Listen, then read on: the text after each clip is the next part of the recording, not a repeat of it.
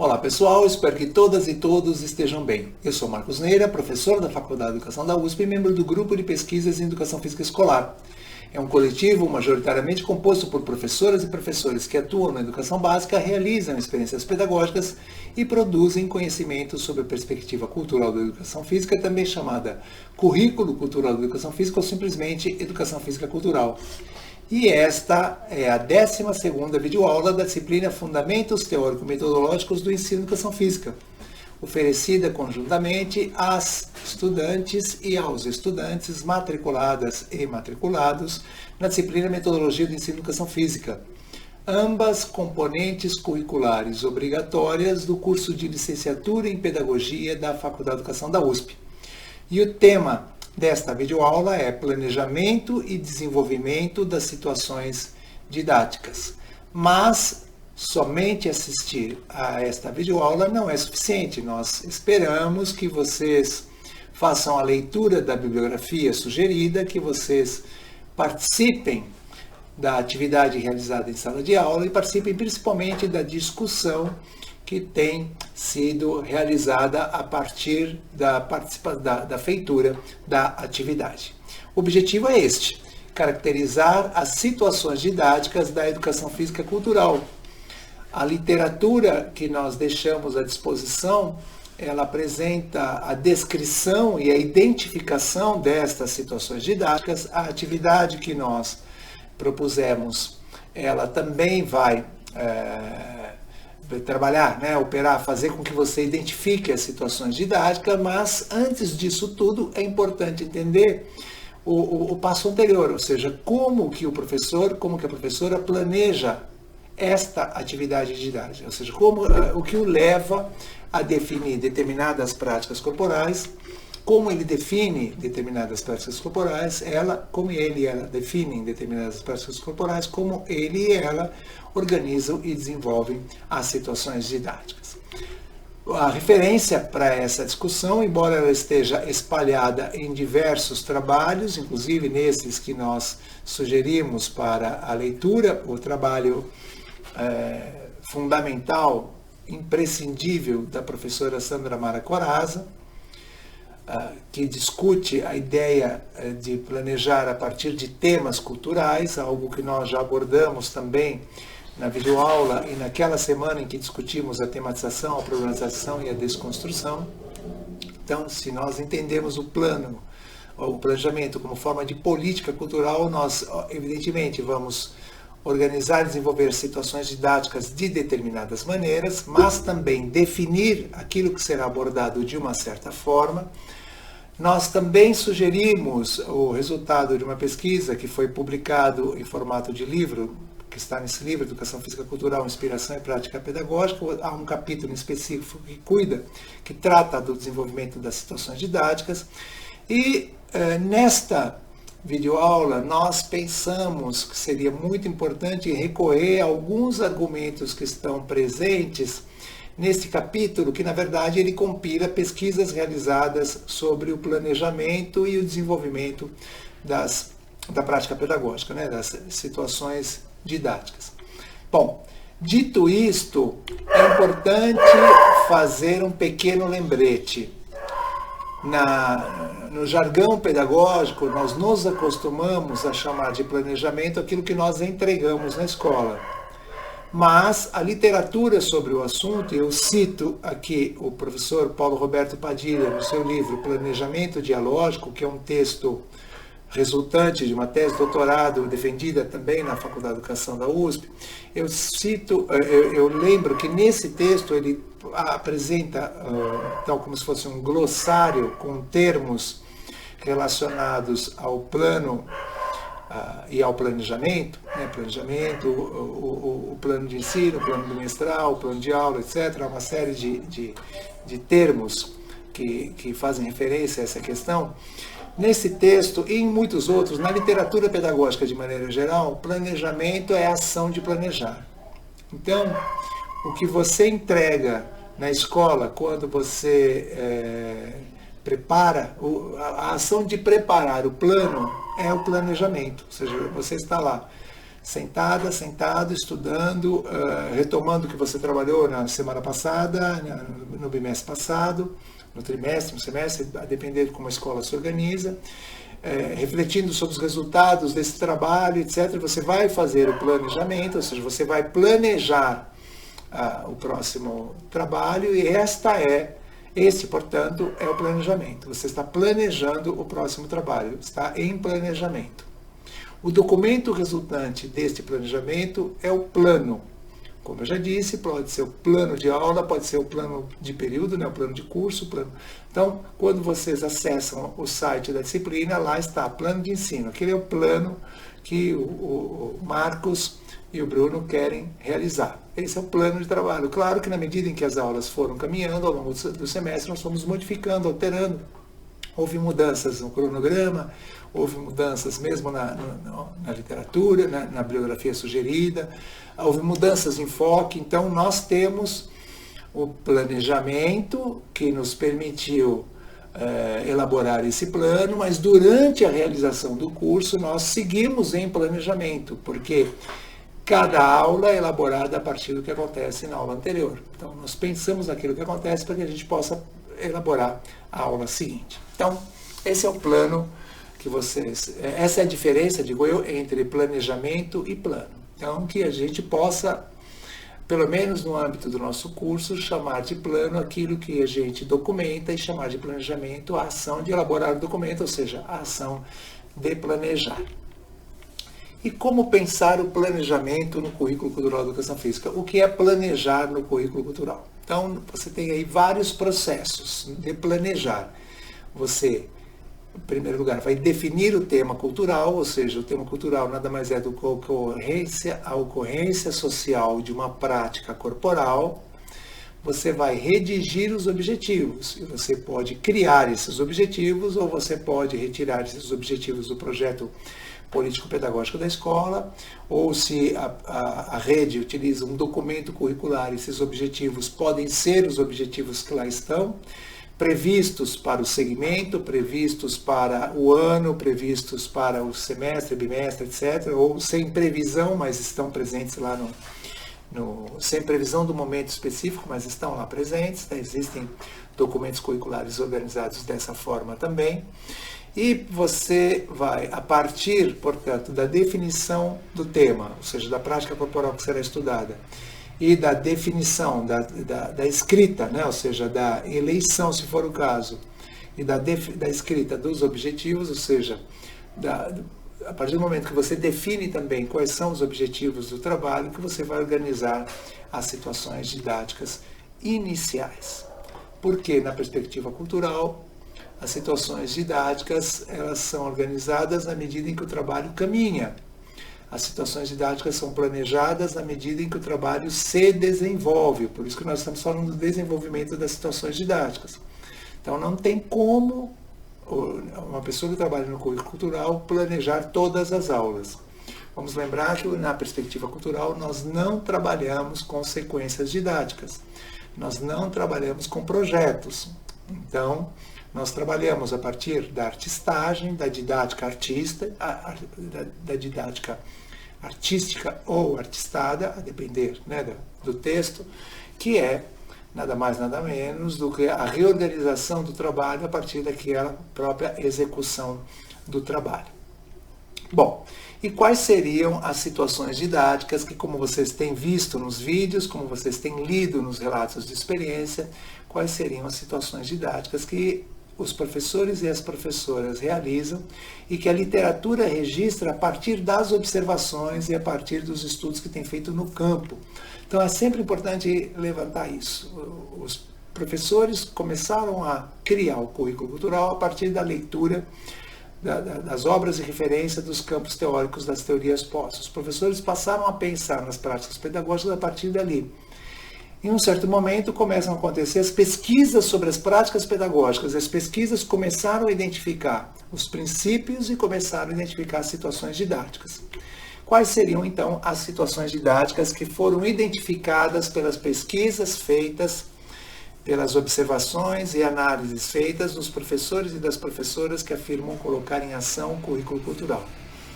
Estes professores e professoras organizam situações didáticas que, no entendimento deles e delas, lhes permitirão definir o tema que será estudado e qualificar a leitura da prática corporal tematizada e qualificar a realização da prática cultural, da prática corporal que será tematizada. Vamos lembrar? Estamos falando da educação física na área das linguagens. Então, toda e qualquer situação didática só tem sentido na proposta se ela contribuir, no primeiro caso, para definir a prática corporal e, a partir dali, se ela contribuir para a realização de uma leitura mais interessante e de uma prática, ou seja, da execução própria da manifestação, da brincadeira, dança, luta, esporte e ginástica, para execução melhorada dessa manifestação. E aí melhorada não é o desempenho, é o envolvimento de todos, é o encontro de soluções para aquilo que parecia atrapalhar o grupo, é a produção de uma outra maneira de fazer, de tal forma que torne aquela brincadeira, dança, luta, esporte e ginástica mais inclusivas e por aí vai. Então, as pesquisas mostraram que os professores e professoras que afirmam colocar em ação a perspectiva cultural da educação física mapeiam o universo cultural corporal da comunidade. E esse mapeamento é muitas coisas. Ele pode ser feito no ano anterior, no bimestre anterior, na medida em que esse professor, essa professora na escola vão identificando práticas corporais na hora da entrada, na hora da saída, nos intervalos, nas conversas com as pessoas que trabalham na escola, com os e as estudantes, ou seja, há várias maneiras de realizar um mapeamento. Você pode fazer, inclusive, atividades específicas de mapeamento. Se você disser, olha, contem aí, escrevam aí num pedacinho de papel quais são as brincadeiras, quais são as danças, quais são as lutas, quais são as ginásticas que vocês realizaram durante o recesso, que vocês realizaram no último período de férias. Ou aquelas que vocês identificam quando vocês vão da escola para casa, de casa para a escola. Então, há várias maneiras de realizar um mapeamento.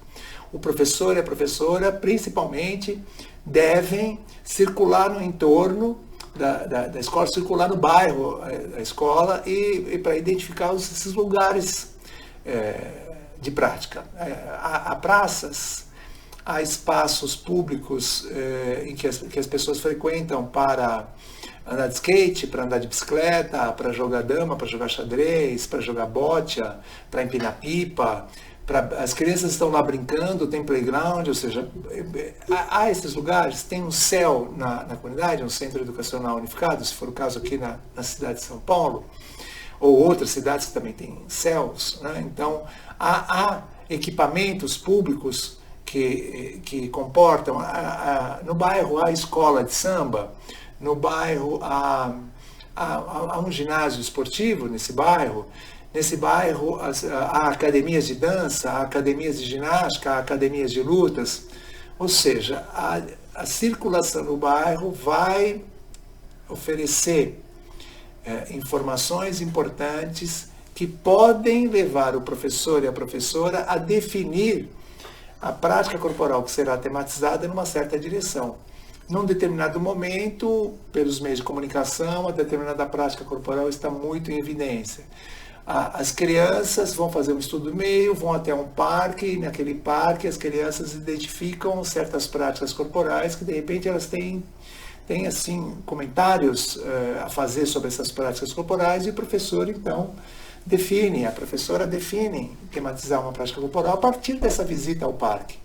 Ou a professora ou o professor de outras disciplinas está trabalhando com determinados assuntos e aí o professor e a professora responsáveis pelo componente educação física percebem ali uma oportunidade para tematizar uma determinada prática corporal. Ou seja, as situações são muito diversificadas. Mapear é realizar uma cartografia da prática, da cultura corporal disponível na comunidade, na escola, no entorno, ou seja, naquelas experiências que as crianças têm com as suas famílias e por aí vai.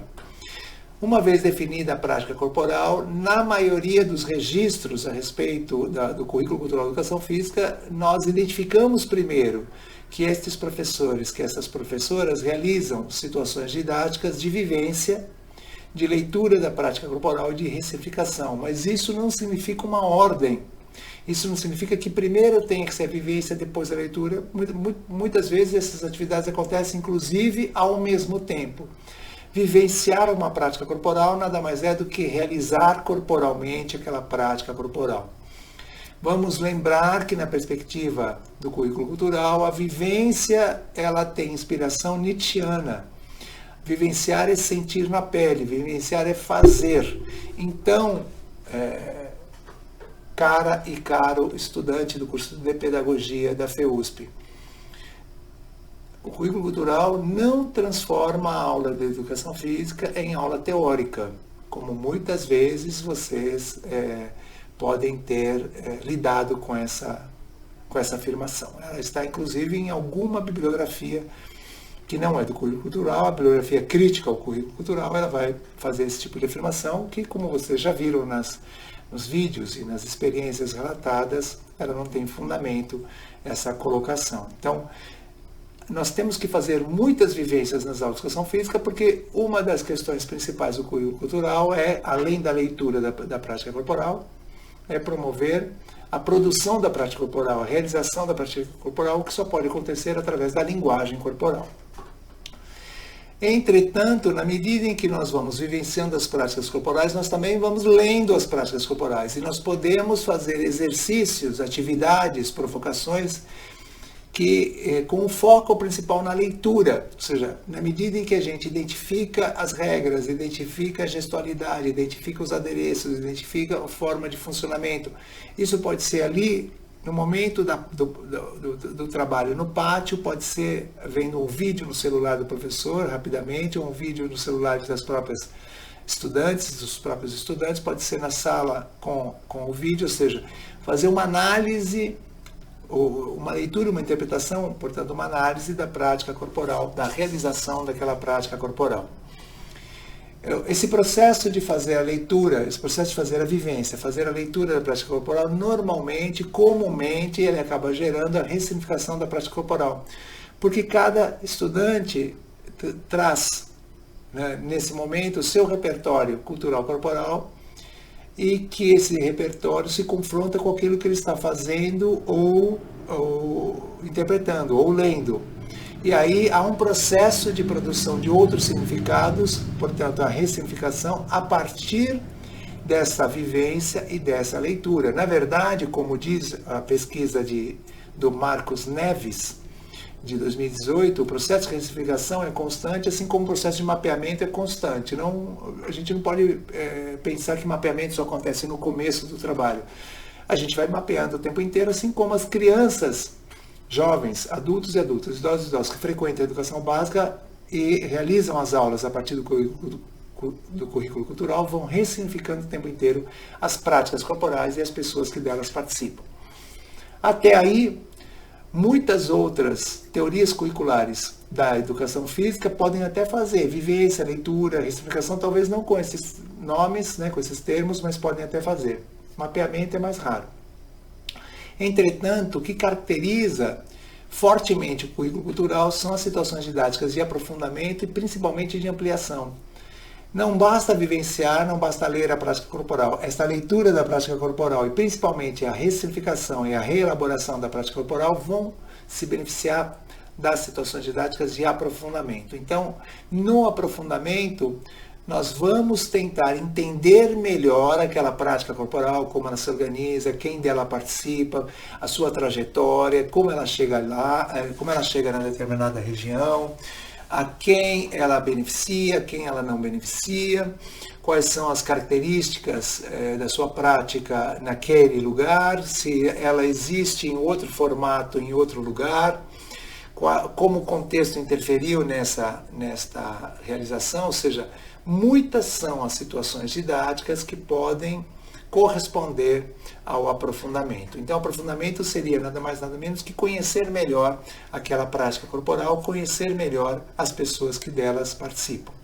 Enquanto isso, a ampliação é ampliar as fontes de significação sobre a prática corporal. É muito importante que o professor, que a professora permitam, facultem o acesso às representações que as pessoas que realizam aquela prática corporal, ou seja, seus praticantes, seus representantes, suas praticantes, suas representantes, possam falar, fazer, dizer, mostrar, demonstrar a prática corporal sob o seu ponto de vista. Ou seja, na medida em que esse professor organiza entrevistas, organiza visitas aos locais de prática, convida pessoas, grava vídeos, pede para as próprias crianças gravarem esses vídeos sobre as práticas corporais, ou vídeos com pessoas que realizam essas práticas corporais, esse professor, essa professora realiza, portanto, uma atividade, um encaminhamento pedagógico de ampliação e facilita às crianças, jovens, adultas e adultos, idosos e idosas, saberes, formas de significação, conhecimentos das pessoas que participam dessas experiências nos seus lugares, nas suas ocorrências sociais. Então, se você está tematizando o judô, é muito importante que as crianças tenham contato, os estudantes tenham contato com alguém que fez ou faça essa prática, não para que ensine coisas que ela não sabe, para que ela possa dizer o que ela percebe dessa prática, para dizer como ela entende essa prática e o que para ela significa essa prática. Porque se isso não acontece em momento nenhum, nós sempre estaremos atuando, nós, professoras e professores, sempre estaremos atuando como porta-vozes de uma prática cultural, de uma prática corporal, pertencente talvez a um outro grupo social. Então, se esse professor, se essa professora não é praticante de uma determinada dança, luta, esporte, ginástica ou brincadeira, ele sempre fará a sua tradução e não terá condições de fazer circular esse tipo de experiência que só quem tem, esse tipo de conhecimento que caracteriza somente quem tem experiência com aquela prática corporal.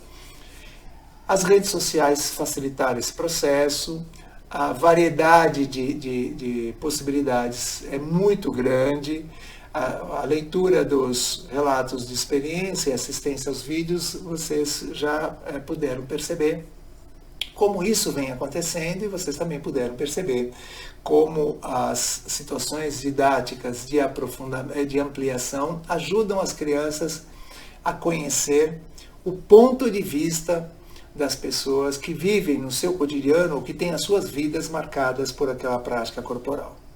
E durante todo o processo é fundamental que a professora, que o professor que colocam em ação curricular documente, registre, anote, recolha materiais produzidos pelas crianças, realize atividades específicas para a produção desses materiais, fotografe, registre em áudios, registre em vídeos, claro, sempre na medida do possível, né? Ou seja, é fundamental que esse professor e que essa professora se deem conta que na ausência do registro, na ausência de documentos, que como eu já disse, pode ser uma fotografia de cada uma das aulas, hoje algumas aulas, na ausência dessa fotografia fica muito difícil fazer a avaliação na perspectiva cultural. E o que é avaliar na perspectiva cultural? Nós teremos aí uma videoaula futura somente sobre esse assunto, teremos aí também uma leitura sugerida somente sobre essa questão da avaliação, ou que vai tratar especificamente sobre essa questão da avaliação, mas lembrando para vocês que a avaliação, na perspectiva cultural, ela não é a avaliação da aprendizagem. Ela não é uma avaliação diagnóstica, ela não é uma avaliação processual, ela não é uma avaliação mediadora, ela não é avaliação formativa, nem comparativa, nem avaliação somativa, ou seja, ela não corresponde a nenhuma dessas classificações de avaliação que a literatura da pedagogia moderna felizmente produziu e coloca à disposição de todas as pessoas. Então eu já faço aqui essa propaganda para que vocês possam acompanhar a videoaula a respeito da avaliação e que vocês possam principalmente fazer a leitura e participar da atividade em sala de aula. Então, como vocês viram, as situações didáticas do currículo cultural da educação física, pelo menos aquelas até o momento identificadas na literatura, e são elas que compõem a tematização, são mapeamento, vivência, leitura da prática corporal, ressignificação, aprofundamento, ampliação, registro e avaliação. Elas foram ditas dessa maneira porque fica mais fácil, porque eu acabei já memorizando dessa maneira, por conta das rimas que elas permitem, mas elas não precisam acontecer dessa maneira. Elas acontecem de várias maneiras, como vocês já perceberam, em várias ordens, como vocês já perceberam. E às vezes uma tematização tem mais atividades de vivência que outra, às vezes ela tem mais atividades de aprofundamento que outra. O registro, às vezes, ele acontece de forma mais diretiva, às vezes de forma menos diretiva. Os professores e professoras têm usado aplicativos para fazer essa documentação, outros usam menos, ou seja, há um processo de produção do currículo cultural que é bastante autoral. Vocês já perceberam isso, isso também já foi dito. E há um processo de organização das situações didáticas que a literatura já mostrou para vocês, que é conhecido como artistagem, é essa produção criativa da experiência curricular a partir do que vai acontecendo durante as aulas propriamente ditas. Então, com isto, o professor e a professora planejam a perspectiva cultural da educação física ao, primeiro, definir o tema, depois definir o objetivo, redigir o objetivo, depois uma ou duas situações didáticas, então ele vai promover uma vivência, promover uma leitura, promover situações que permitam que as atividades, que a vivência sejam reelaboradas. Isso pode durar vários dias, não precisa ser 1 ou 2 dias, e a partir desse processo, o professor e a professora vão pensar em atividades de aprofundamento, vão pensar em atividades de ampliação, e é esse encadeamento, vivência, leitura, ressignificação, aprofundamento, ampliação, quando registrado, que vai permitir ao professor avaliar em que medida o trabalho suscitou os resultados, os objetivos que ele havia pensado, e vai permitir com que ele reelabore o trabalho realizado. Fechamos assim a nossa 12ª videoaula. Espero que vocês tenham aproveitado essa experiência. Fiquem bem, se cuidem muito. Nos encontramos na próxima terça-feira. Até lá!